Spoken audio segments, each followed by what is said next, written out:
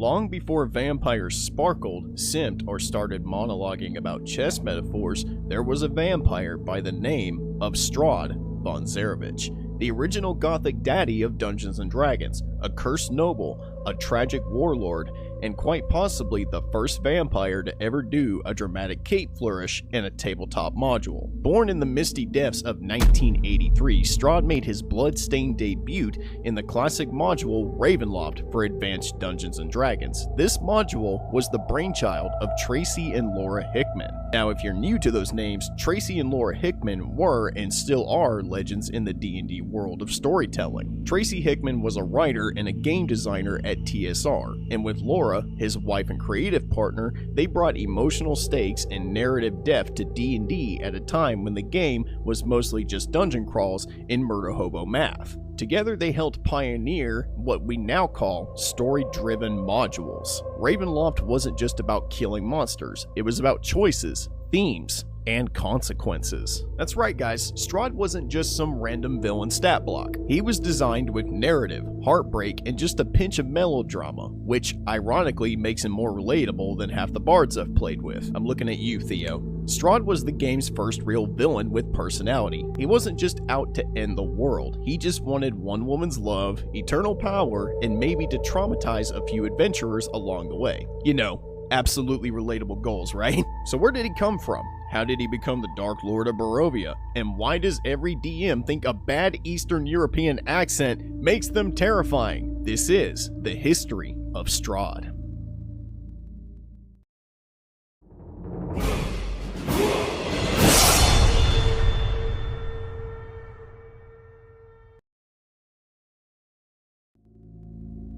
So let's rewind a few centuries in universe to a time before Barovia was just Strahd's personal emo man cave.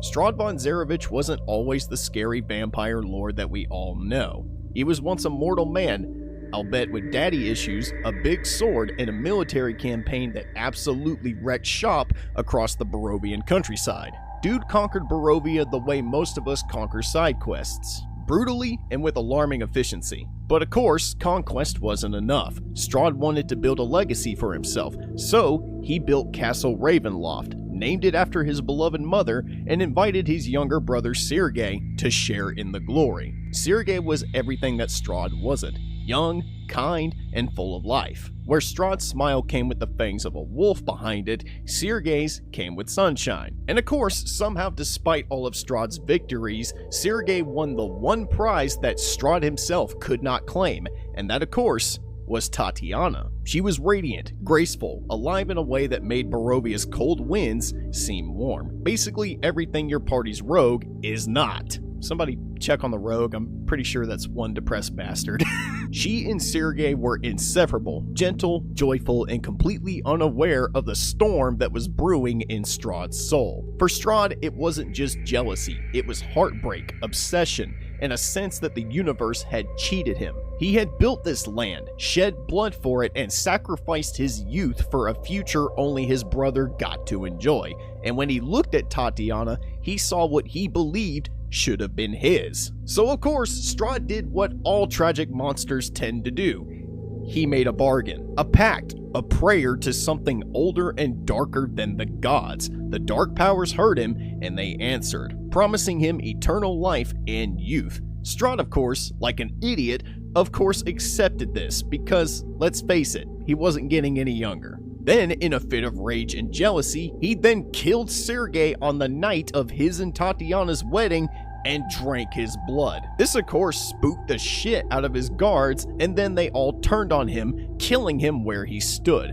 But little did they know, this would be a colossal and man, I mean a colossal mistake. Because with his dark pact sealed, Strahd would rise from the dead as a vampire. He would then proceed to go on a killing spree through his own castle, killing and maiming anyone who stood in his way. Dude literally rose from the grave and decided to just make hamburger meat out of everybody around him. And in the middle of his massacre, he would eventually come face to face with a heartbroken Tatiana, who, rightfully so, took one look at Strahd and ran for her fucking life. Her sobs echoing through storm corridors as the man she once called family chased her, twisted, and undead. He then cornered her in the castle gardens beneath a red, weeping sky, and as he reached out to claim her, she threw herself from Ravenloft's balcony, ending her own life. This, of course, made Strahd even more miserable than he already was,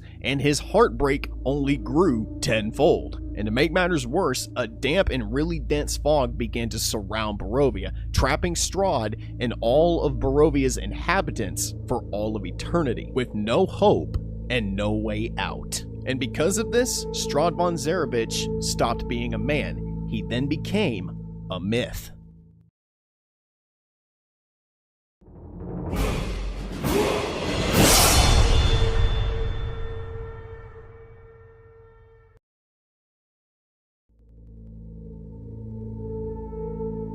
So centuries pass. Barovia doesn't change. I mean, it literally can't. The sun barely shines, the people live under constant dread, and at the center of it all, like a spider in a web made of fear and regret, sits Strahd, undying, unchallenged, and unbelievably bored. To the outside world, Barovia is just a myth, a place that maybe existed once, swallowed by the mists, never to be heard from again. But what's weird is, travelers still manage to find Barovia somehow. Or rather, it finds them. The mists reach out, pulling in the lost, the desperate, the brave, and even the foolish. And when strangers arrive, they always seem to ask the same question: who is Strahd? But the better question is, why are they here? Because no one enters Barovia by accident. I mean, not really, and no one really leaves Barovia either without paying the price. The land is a reflection of Strahd himself, twisted,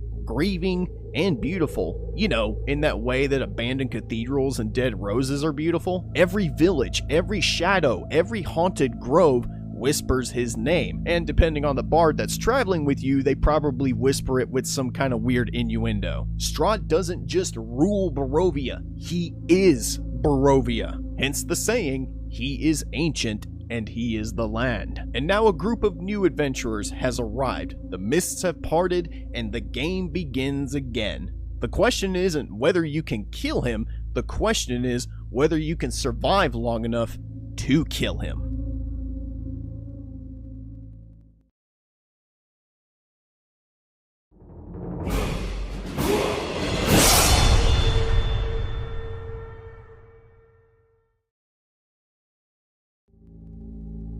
Now, ladies and gentlemen, let's talk about the fun stuff. The reason your players will be screaming into the group chat at 2 a.m. Strahd's powers. Because let's face it, he's not just some overgrown bat with a superiority complex. He's the apex predator of Barovia, and the man's got a whole buffet of supernatural nonsense to back it up. First off, yes, Strahd is a vampire. A real one, not the mopey Twilight kind. He turns into mist, summons wolves, climbs walls like a spider, and drinks blood like it's fine wine, which, let's be honest, it probably is. That's not even counting his spell casting. Yeah, the guy is a 9th level spellcaster. So basically, he's your party's worst nightmare unless your rogue rolls a nat 20 or your bard somehow seduces a vampire lord.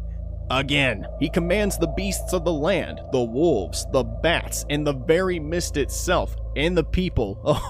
Oh yeah, they obey him too. They obey him out of fear, out of tradition, out of despair. Even the undead in Barovia answer to him. This isn't your standard end of dungeon boss. This is a apex manipulator with centuries to practice his gaslighting. And if that doesn't scare you, rogue, Strahd also has Charm Person, and when he uses it, you can guarantee that your bard will fail their wisdom save, because trust me, they always do. Strahd doesn't need to chase you, he invites you, he welcomes you with a letter, a dinner, a glass of wine, and while you're sitting there thinking, we've got this, he's just a vampire, you'll look around and realize you're already in the palm of his hand. Strahd von Zarovich isn't just a villain. He's a test of character, of conviction, and of how long your party can hold it together before turning on each other.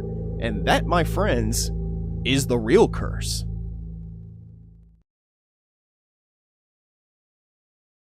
And that, ladies and gentlemen, is the history of Strahd. A tale of ambition, love, betrayal, and the curse that turned a conqueror into a monster. Strahd von Zarovich isn't just a villain. He's a mirror held up to every character who dares to walk into the mists. And whether they survive, fall, or become something else entirely, that's a story for another time.